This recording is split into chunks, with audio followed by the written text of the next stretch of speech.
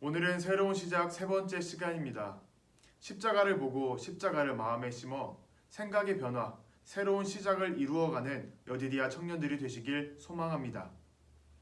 오늘 우리에게 주시는 하나님의 말씀은 사도행전 19장 8절에서 10절 말씀입니다. 다 같이 한 목소리로 합독하여 봉독하시겠습니다.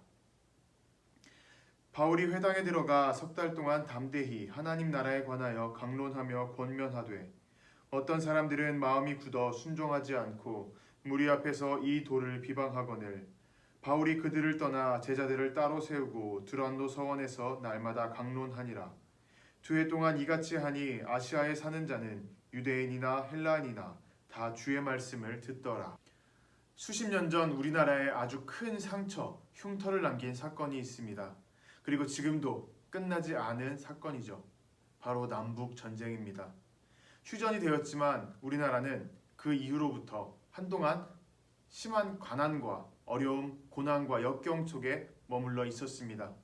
먹을 것도 없었고 설사 먹을 것이 있다 할지라도 조리할 수 있는 불, 그리고 그 불을 피울 수 있는 땔감도 하나도 없는 상황이었습니다. 지금은 우리가 주변을 둘러보고 산을 보면 아주 수풀이 우거진 그런 상태이죠. 하지만 수십 년 전까지만 해도 60년대까지만 해도 전국 산의 70에서 80%는 민둥산이었다고 합니다. 전쟁 때문에 그리고 가난 때문에 어떠한 나무도 남아나지 않았던 것이죠. 그래서 나라에서는 벌목하지 못하도록 법으로 막아놓았습니다. 그런데 어처구니 없는 것은 관리를 해야 할, 감독을 해야 할 공무원들과 군인들이 몰래 그 나무를 베어다 팔았다는 사실입니다. 이러한 암울한 상황 속에서 우리의 부모 세대는 한 가지 결심을 하게 되죠. 선진국으로 넘어가 돈을 벌어오자라는 것입니다. 그래서 수많은 사람들이 외국으로, 선진국으로 나아갔습니다. 미국, 캐나다, 독일. 당시에는 동남아가 우리보다 더 잘 살았기 때문에 필리핀이나 베트남, 인도네시아 등으로 넘어가기도 했죠. 그리고 그렇게 넘어간 나라마다 그리고 도심지마다 조국이 같은 한국이라는 이름으로 살던 사람들이 모여서 동네를 형성하게 됩니다. 그리고 그 동네가 지금까지 이어져 오죠. 일명 코리아타운입니다. 사람들은 왜 모여 살까요? 왜 동네를 이루고 자기들만의 문화적 특색을 나타내고 자신들의 언어를 사용하면서 그렇게 살아가는 걸까요? 첫 번째 가장 우선시 되는 것은 정체성 때문입니다. 대가 이어질수록 옅어진다라고는 하지만 외국에 사는 사람들에게 한국 사람이라는 정체성은 아주 중요한 것이죠. 내가 비록 내 몸은 외국에 있지만 나의 정신은, 나의 뿌리는, 나의 근본은 한국이다라는 것입니다. 그렇기 때문에 한국 사람이라는 것을 잊지 않기 위해, 언어를 잊지 않기 위해, 정체성을 잊지 않기 위해 모여 살기 시작했던 것이죠. 그리고 외국에 살면서 지금보다는 더 많은 어려움을 겪었을 것입니다. 처음에는 말이 통하지 않았겠죠. 문화도 달랐을 것입니다. 그러다 보니 수많은 어려움과 위기 상황 앞에 서게 되었을 것입니다. 그때에 그러한 위기를 해결하기 위해 많은 사람들이 모여서 머리를 맞댈 수 있었습니다. 물질이면 물질, 지식이면 지식, 일손이면 일손. 수많은 사람들이 모여 함께 문제를 해결하러 나갈 수 있었던 것이죠. 그래서 사람들은 모여 살기 시작했습니다. 공동체를 이루기 시작했습니다. 그리고 그러한 공동체의 중심에는 보통 교회가 자리 잡고 있었죠. 이렇게 어려움 가운데 외국으로 나가서 모여 살았던 것은 2000년 전 유대인들도 마찬가지였습니다. 유대인들에게 어떠한 일이 있었나요? 기원전 6세기 이스라엘은 바벨론에 의해 멸망당하게 됩니다. 바벨론으로 포로로 끌려가기도 하고 수많은 외국으로 다른 이방 나라들로 퍼져나가게 되죠. 나의 삶을 지키기 위해서 그리고 나의 신앙을 지키기 위해서 퍼져나가게 됩니다. 그리고 주변 나라들의 도심지마다 유대인들끼리 모여서 자신들만의 삶의 공동체를 이루어 나가기 시작하죠. 그곳에서 서로 삶을 나누고 자신들의 신앙의 정체성을 잃지 않기 위해 모여 살게 됩니다. 그 중심에 회당이 자리 잡게 되죠. 신앙의 중심이 되고 삶의 중심이 된 것이 바로 회당이었던 것입니다. 바울에게 있어서 이러한 회당은 정말 전략적으로 복음의 요충지였을 것입니다. 복음 전도의 요충지였을 것입니다. 바울은 전도 여행을 다니며 도심지 위주로 다녔습니다. 그리고 그 도심지에는 회당이 있었죠. 그 회당에 나아가 바울은 이방인들이 아닌 유대인들에게 먼저 복음을 전했고, 그리고 그 복음이 이방인들에게 퍼져나가 그 도심 지역으로 퍼져나갈 수 있도록 바울은 전도의 계획을, 전략을 수립했습니다. 그래서 바울은 도시마다 방문하면 회당에 먼저 나아가서 그곳에서 복음을 전했죠. 오늘 본문에서 바울은 에베소에 방문하게 되었습니다. 그런데 방문한 이 에베소가 처음 방문한 것은 아닙니다. 오늘 19장의 내용은 3차 전도 여행인데 18장에서는 2차 전도 여행 얘기가 나옵니다. 바울이 2차 전도 여행 중 고린도에서 다음 지역으로 배를 타고 넘어가던 중에 잠깐 그 배가 에베소에 기항하게 됩니다. 잠시 정착해서 쉼을 얻게 되는 것이죠. 보통 내가 힘들고 어렵기 때문에, 지치기 때문에 배에서 쉬었을지도 모릅니다. 며칠, 몇 박 며칠이 있었던 것이 아니라 아주 잠깐의 시간만 있었기 때문이죠. 그런데 바울은 그 잠깐의 시간 동안 회당으로 나아갑니다. 회당에 나아가 그 사람들에게 복음을 전하고 예수 그리스도의 십자가를 전하고 그 은혜를 전했습니다. 회당에 있던 에베소 사람들은 그 복음을 듣고 변화되기 시작했습니다. 더 큰 갈증을 느끼기 시작했습니다. 복음에 매료되었고 그 아름다움, 그 경이로움에 그들은 빠져들기 시작했던 것이죠. 그래서 그들은 바울에게 요청합니다. 떠나지 말고 우리와 함께 있어달라. 우리의 이 갈급함을 해결시켜달라. 더 많은 예수 그리스도를 가르쳐달라 라고 요청하게 되었습니다. 하지만 바울은 앞서 말했듯 아주 전략적인 사람이었고 그에게는 계획이 모두 다 수립되어 있었습니다. 그래서 그들에게 다시 오겠다라는 약속을 남긴 채 에베소를 떠나가게 됩니다. 그리고 19장이 되어 바울은 3차 전도 여행을 계획하고 실행하게 되죠. 그때 이 에베소를 3차 전도 여행의 거점으로 삼게 됩니다. 바울은 에베소에 나아갈 때에 에베소 사람들은 아무런 것도 해준 것이 없었습니다. 잠깐 동안에 머물렀기 때문에 오히려 바울이 그들에게 복음을 전했고 그들은 바울에게 아무것도 해준 것이 없었죠. 그럼에도 불구하고 바울은 에베소로 나아갔습니다. 왜 그랬을까요? 에베소 사람들의 마음에 있었던, 그 중심에 있었던 열정과 갈급함을 보았기 때문입니다. 그들에게 하나님의 그 사랑, 예수 그리스도의 은혜와 그 피 흘림을 전하고자 하는 바울의 그 마음이 있었던 것이죠. 그래서 바울은 에베소로 나아갔습니다. 오늘 본문에서 바울은 회당에 나아가 석 달 동안 강론했다라고 얘기합니다. 이 강론하다라는 헬라어 단어는 미완료 형태입니다. 쉽게 얘기해서 완료가 될 때까지 지속적으로 계속했다라는 얘기죠. 지금처럼 우리가 주일만 나와서 혹은 수요 예배 때만 나와서 말씀을 듣고 예배를 드린 것이 아니라 매일 매 순간 시도 때도 없이 회당에 나와서 복음을 전했다라는 것입니다. 그것이 석 달 동안 이어졌다라는 것이죠. 그런데 그 결과는 어떠했나요? 2차 때와는 달리 복음을 받아들이기보단 소수의 사람들이 복음을 비방하기 시작했습니다. 9절 상반절을 함께 읽어보시겠습니다. 어떤 사람들은 마음이 굳어 순종하지 않고 무리 앞에서 이 도를 비방하거늘. 모든 사람들이 비방했던 것은 아니었습니다. 아주 소수의 사람들이 그 말씀을, 그 복음을 비방했던 것이죠. 하지만 그 일부 사람들은 마음이 굳어서 결코 그 복음이 심겨지지 못했습니다. 그러다 보니 바울의 권면에 순종하지도 않았고 더 나아가서 말씀을, 복음을 비방했던 것이죠. 이 비방하다라는 단어는 헬라어로 카콜로게오라고 합니다. 이 단어에는 욕하다, 저주하다, 회방하다라는 뜻을 가지고 있습니다. 다시 말해서 마음이 굳었던 그 소수의 사람들은 복음을 욕하고 저주했으며 더 나아가서 복음이 전파되지 못하도록 회방까지 놓았다라는 것입니다. 우리는 여기서 한 가지 주목해 봐야 할 것이 있습니다. 이 불순종자들, 이 비신자들의, 비그리스도인들의 순서, 마음 순서입니다. 그들은 먼저 마음이 굳었고 그리고 순종하지 않았으며 회방 놓았습니다. 가장 먼저 우리는 그 모습을 보면서 우리의 마음이 굳어 있지 않은지 확인을 해봐야 됩니다. 우리의 마음이 굳지 않도록 우리는 언제나 우리의 마음을 되돌아보고 신경 써야 될 것입니다. 이 소수의 사람들이 왜 마음이 굳었는지 우리는 알 수 없습니다. 성경에 나와 있지가 않기 때문에 우린 전혀 알 방도가 없죠. 하지만 우리의 삶과 비교해 본다면 어느 정도 이해할 수는 있지 않을까 싶습니다. 우리는 살아가면서 수많은 문제 앞에 서게 됩니다. 많은 위기와 고난을 마주하게 되죠. 그러한 상황들 속에서 우리의 믿음이 한층 더 성장하기도 하고 우리의 믿음이 더 뒤로 퇴보하기도 합니다. 그리고 지금 오늘날 우리에게 가장 큰 영향, 우리의 신앙 상태에 가장 큰 영향을 끼치는 문제는 누가 뭐라 해도 코로나일 것입니다. 지금은 코로나 팬데믹 시대이죠. 수많은 사람들이 교회를 손가락질하고 교회를 비방합니다.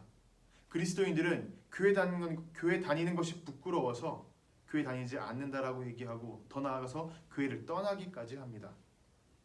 여러분, 이러한 시기 가운데 우리들의 마음은 어떠한가요? 여러분의 마음은 어떠한가요? 이 어려운 시기에 여러분들의 마음이 굳어져 감으로써 심겨져 있던 복음이 뽑혀져 나가나요? 아니면 언제나 마음을 기경하고 그 안에 씨앗을 심어서 싹 틔우도록 노력하시나요? 마음을 굳히시겠습니까? 부드럽게 하시겠습니까? 여러분, 우리는 그리스도인입니다. 예수 그리스도에게 잡힌 바 된 인생을 살아가는 사람들입니다. 그리스도인은 예수님만 보고 예수님만 알고 예수님만 기억하는 사람들입니다. 다시 말해서 예수님만 증거하고 말하고 고백하는 사람들이라는 것이죠. 예수님은 우리에게 어떠한 일을 행하셨나요? 우리에게 어떠한 은혜를 베푸셨나요? 죄악에 포로된 우리를 자유롭게 해주셨습니다. 보지 못하는 우리를 다시 볼 수 있게 해주셨고 억압당하는 우리를 풀어주셨고 자유롭게 해주셨습니다. 이 모든 사실들에 대해서 우리가 입으로 고백할 수 있게 해주신 분이죠. 그것들을 위해서 예수님께서는 십자가에 매달리셨고 고통당하셨습니다. 그리고 죽으셨고 죽음에서 승리하셔 부활하셨습니다. 우리는 그 사실들을 증언하고 고백하는 사람들입니다. 그 십자가 사건, 십자가의 그 피 흘림, 그 은혜를 우리는 항상 기억해야 합니다. 그러한 주님께서 우리 삶을 통해 이루실 것들을 기대해야 합니다. 그리고 그 기대하는 것들을 우리 마음속에 심고 싹 틔우고 자라날 수 있게 잘 길러야 합니다. 그리고 그 자라난 나무에서 열매를 맺게 해야 됩니다. 그런데 우리가 기억해야 될 것은 이 열매를 나만 먹는 것이 아니라 남들에게도 전해야 됩니다. 남들에게 전하는 사람, 그것이 바로 그리스도인이기 때문이죠.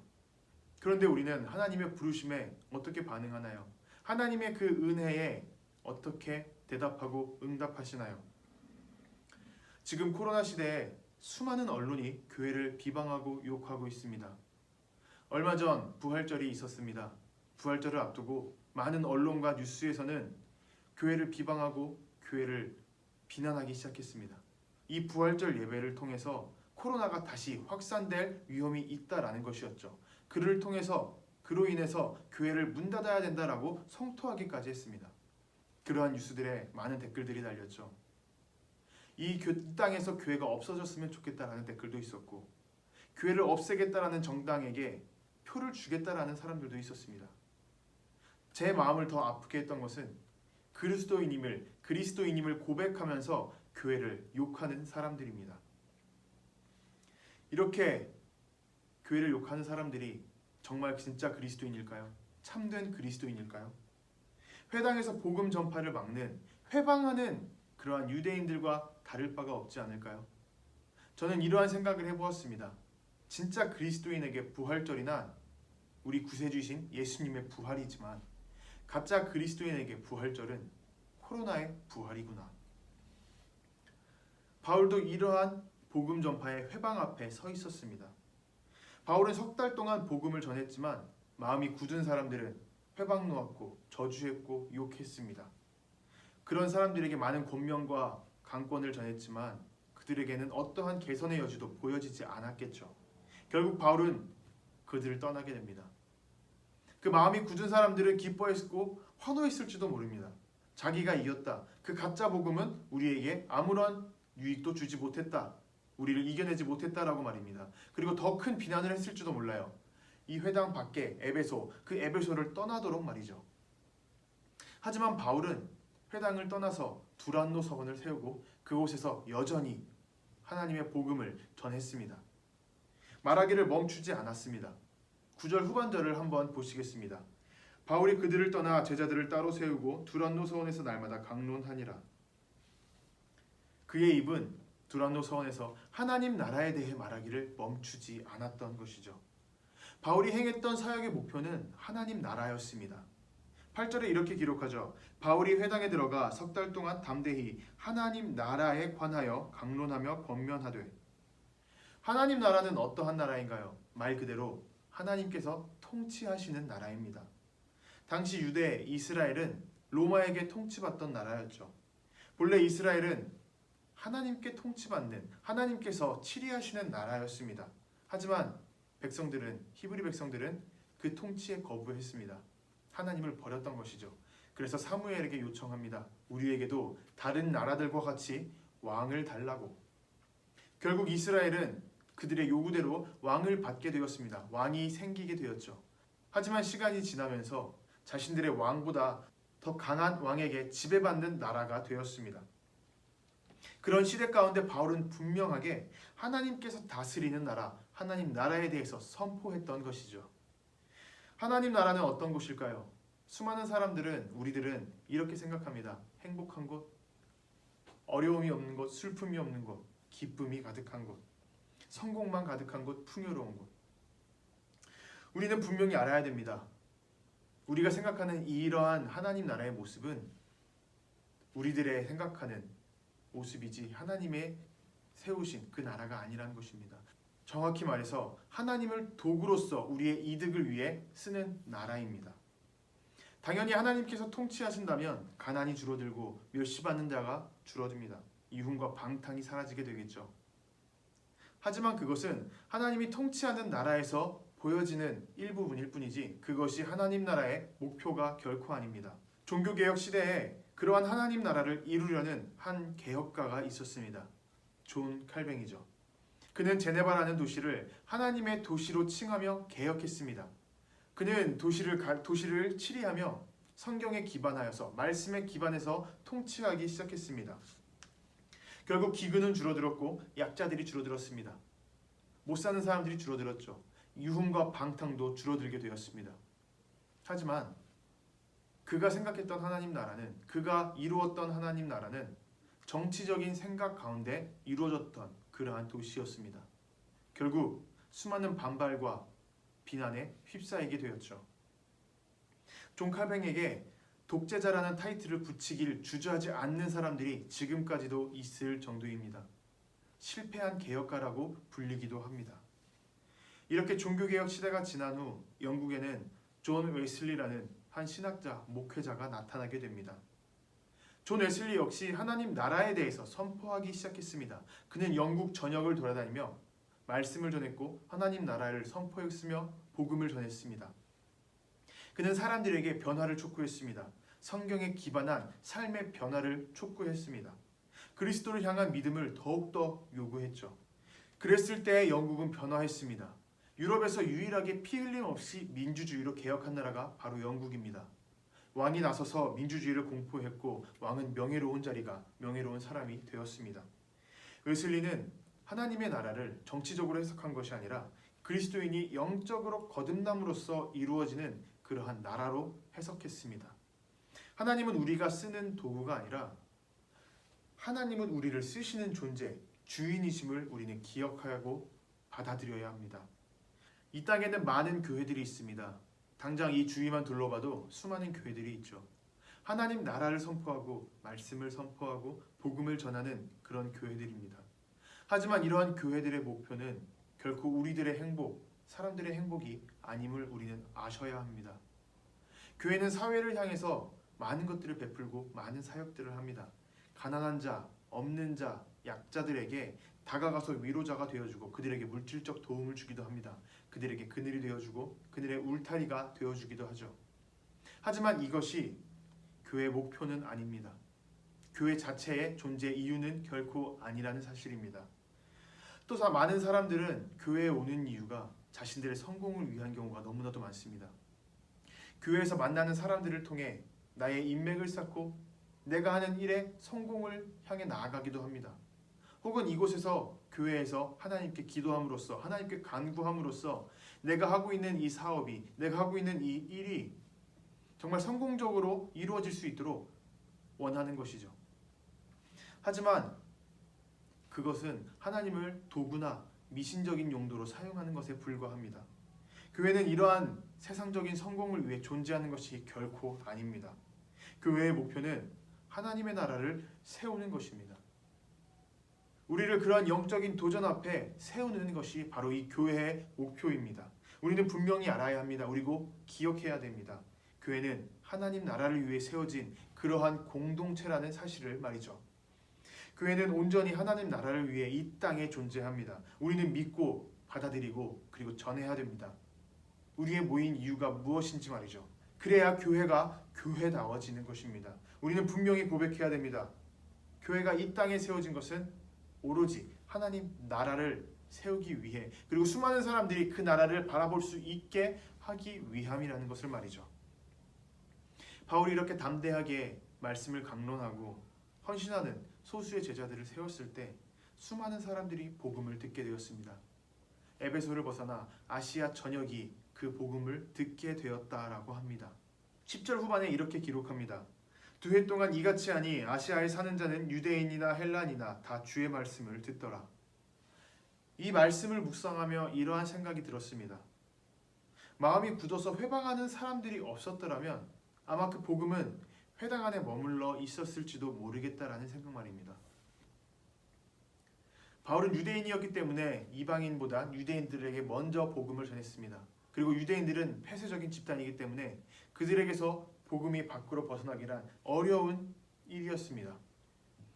만약 회방하는 사람들이 없었더라면 그 복음은 그리스도의 그 십자가 사건은 그 사랑의 은혜는 회당 안에만 머물러 있었을지도 모르겠습니다. 하지만 그 회방하는 사람들이 바울에게 반기를 들고 바울을 내쫓아냈을 때 그 복음은 회당을 넘어서 에베소 전역에 그리고 에베소를 뛰어넘어 아시아 전체에 퍼질 수 있었던 것입니다. 구원의 섭리는 이런 것입니다. 우리의 생각으로는 이해할 수 없고 깨달을 수 없는 하나님의 계획인 것이죠. 바울이 회당을 떠나 두란노 서원을 세웠다고 기록되어 있습니다. 그런데 이 부분에서 우리가 한 가지 생각해보고 의문을 가질 점이 있습니다. 바울이 부유했던가요? 어떠한 부자의 지원을 받아서 그가 선교를 다녔던 것일까요? 그는 자비량 선교를 했던 사람입니다. 자신이 돈을 벌어서 그 돈으로 선교를 했던 사람이란 말이죠. 그는 천막을 짓고 천막을 파는 사람이었습니다. 물론 이 천막을 만드는 것도 전도 계획, 전도의 전략 중에 하나였지만 뭐가 됐든 그는 부유한 사람이 아니었습니다. 그런데 두란노 서원을 세웠다라고 합니다. 당시 2000년 전은 철학이 아주 발달한 시대였습니다. 그래서 철학적으로 유명한 사람, 이름이 높은 사람은 자신들의 이름을 세운 아카데미, 학원을 지었습니다. 그 학원에 수많은 제자들을 세우고 그곳에서 수사학, 말하는 방법을 가르쳤고 당시 철학에 속했던 수학과 과학을 가르쳤습니다. 그리고 변증법, 결론법, 이러한 논술을 또 가르쳤죠. 이러한 학교가 바로 성경에서 말하는 서원이었습니다. 에베소에서 가장 크다고 손꼽혔던 것이 바로 이 두란노 서원이었다라고 합니다. 두란노는 사람의 이름이었습니다. 라틴어로 얘기하면 티란누스라고 하는데 이 티란누스는 기원전 사람으로 아주 유명한 철학자였다고 합니다. 그는 제자들을 세웠고 많은 이들을 모아 가르쳤습니다. 그리고 그의 이름값은 점점 높아져 가면서 그의 서원은 학교는 점점 커졌던 것이죠. 그런데 그의 제자들 중에 그의 뒤를 이을 만한 사람은 없었던 것 같습니다. 그래서 바울이 회당을 나왔을 때 그 서원은 비워져 있었던 상태였죠. 그리고 바울은 그 빈 서원을 들어가서 그곳에서 말씀을 가르쳤습니다. 이 서원을 관리하던 사람이 그리스도인인지 혹은 바울의 말에 감명을 받아서 변화한 사람인지는 우리는 알 수 없습니다. 하지만 우리가 확실히 기억해야 되는 것은 하나님께서 아시아 선교의 교두보가 되는 이 에베소에 거대한 서원을 예비해 놓으셨고 준비하셨다라는 사실입니다. 회방꾼들이 있었지만 바울이 담대히 하나님 나라에 대해 증언하고 끊임없이 얘기했을 때에 하나님께서는 더 큰 디딤돌을 준비해 주셨던 것이죠. 인생을 살아가며 우리는 수많은 문제와 어려움 앞에 서게 됩니다. 코로나로 힘든 시기이기도 하고 개인적으로 어려운 시기이기도 할 것입니다. 오늘 찬양과 기도, 말씀을 통해 나의 마음을 열고 하나님께 헌신하고 결단을 했지만 당장 내가 이 예배를 마치고 다른 곳을 향해 갈 때, 나의 일상을 향해 갈 때 어떠한 문제가 생길 수도 있습니다. 그럴 때 우리는 오늘 말씀을 기억하셨으면 좋겠습니다. 어떠한 문제 앞에서도 바울은 담대히 하나님 앞에 나아갔습니다. 그의 입에서는 하나님 나라의 선포가, 복음이, 예수님의 언어가 쉼없이 끊임없이 흘러나왔습니다. 그럴 때 하나님께서는 우리가 그렇게 바울처럼 행동할 때 하나님께서는 어떠한 문제도 빠져나갈 수 있는 길을 내어주실 것이고 벽 앞에 문을 세워주실 것입니다. 오늘 하루 그리고 일주일 동안 우리들은 어떠한 말을 입에 담으시겠습니까? 바울이 복음을 전했던 것처럼 우리의 입에 굿뉴스, 복된 소식, 복음을 전하길 원합니다. 그 하나님 나라를 우리의 입에 가득히 담기를 원합니다. 예수님이 가득하고 예수님의 언어가 우리의 마음에 가득하길 원합니다. 우리의 입에 흘러넘치기를 원합니다. 축복하고 사랑하는 말을 전하시길 원합니다. 담대하게 이 세상에 예수님, 하나님 나라를 품고 증언하며 나아가는 저와 여러분이 되시길 주님의 이름으로 도전하고 부탁드립니다. 이 시간 두 가지 제목을 가지고 기도하길 원합니다. 삶을 살아갈 때 아직 보이지 않는 하나님 나라를 증언할 수 있는 여디디아 공동체 되게 하소서. 오늘부터 한 주간 우리의 입에 예수님의 언어가 가득하게 하소서. 이 두 가지 놓고 기도하는 시간 갖도록 하겠습니다. 기도하시겠습니다.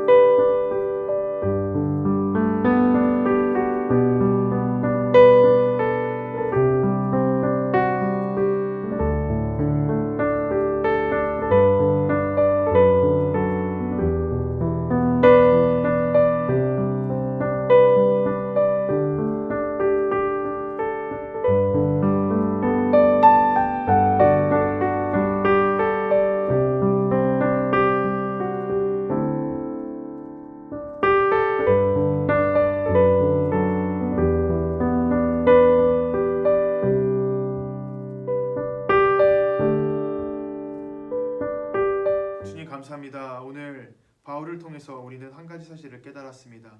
우리가 문제 앞에 선다 할지라도 어떠한 어려움 앞에 선다 할지라도 우리의 입에서는 결코 하나님 나라가 그 복된 소식이 멈춰서는 안 된다는 사실을 말입니다.